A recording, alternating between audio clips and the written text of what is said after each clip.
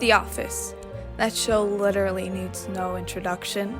I mean, Michael Scott, the iconic relationship between Jim and Pam, Dwight Schrute. What more could I say? With the show ending 10 years ago, the impact is still felt today. Ever since 2005, the rise of the mockumentary style occurred, as well as iconic memes and legendary quotes. But despite its impact and genius plot, The Office isn't an original show. In fact, it's inspired by a show of the same name but created in the UK years prior. After being a huge fan of The Office and knowing about this UK version, it got me wondering, what other American shows are just a spin-off of a show made in the UK? And that eventually led me to the show Ghosts.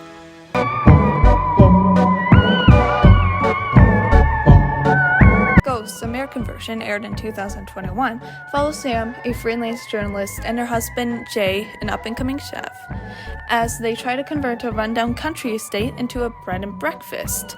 Along the way, Sam has a near-death experience that allows her to see ghosts, and eventually the show not only centers around Sam and Jay, but also the lives of the ghosts living there. There's Captain Isaac Hickentooth, a closeted Continental Army officer who died of dysentery. There's Alberta Haynes, a flamboyant Prohibition-era lounge singer who died after drinking poisoned moonshine. There's Pete Martino, a friendly but socially awkward travel agent and leader of the Pinecone Troops, which is essentially the Boy Scouts in this show, who died after getting shot in the neck with an arrow. There's Trevor Lefkowitz, a wealthy, partier, womanizer stockbroker who died of a heart attack. He's the most recent of the ghosts, and he also died without wearing pants. There's Flower, a naive and forgetful hippie who died after being mauled by a bear. There is Thor, an aggressive Viking who died after getting struck by lightning. There is Henrietta Hetty Woodstone, Sam's great-great-great-great-aunt and wife of the original owner of the estate. There is Sassapus, who goes by Sass, a Lenape Native American who is the voice of reason for all the other ghosts. Along with these ghosts, there are also reoccurring ghosts that live in the basement, and they all died from cholera. The UK version follows a very similar concept. Allison and her husband Mike inherit the Button house from a distant relative. Within the walls of the house are ghosts living there that try to get rid of both Allison and Mike.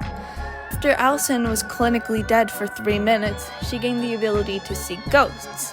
There is Kitty, a naive Georgian noblewoman who wants to be friends with everyone and has a bright, bubbly personality. There is Thomas Thorne, a melodramatic romantic poet who died in a duel in 1824. There is Julian Fawcett, most recently deceased ghost and a disgraced Tory MP. He died of a heart attack while not wearing trousers.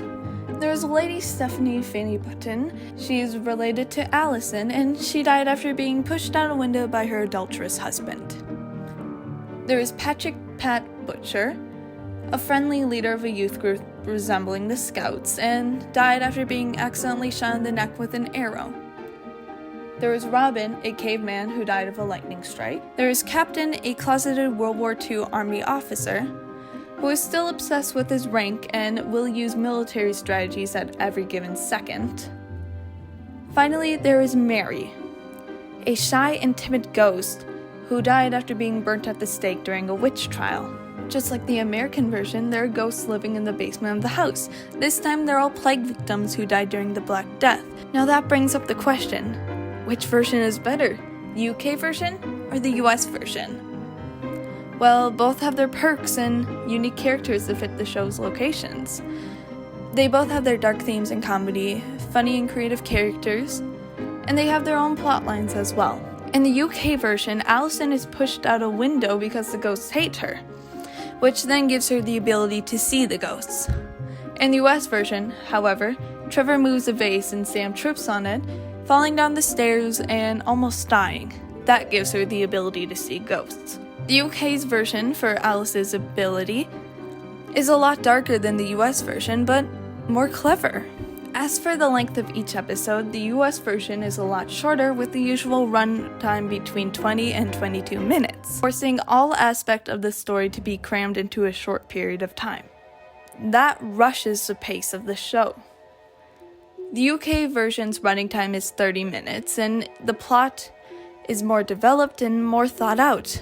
One thing I love about both shows are the oldest ghosts. Thor and Robin are extremely funny. They have no idea what phones are up to date on latest technology or just anything going on in the world, and it's just so funny seeing them clueless and discovering these things for the first time. In one episode, Robin learns about the moon landing, and eventually, because he was on YouTube, he falls into a rabbit hole of conspiracy theories and starts believing them because he's a caveman.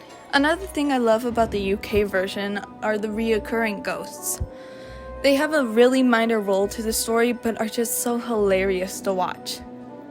There's Humphrey Bone, who is a Catholic Tudor nobleman who died after being beheaded. In ghost form, his head and body are both separate, so his body is walking around with a mind of its own, and his head is usually just laying on a desk, unable to move.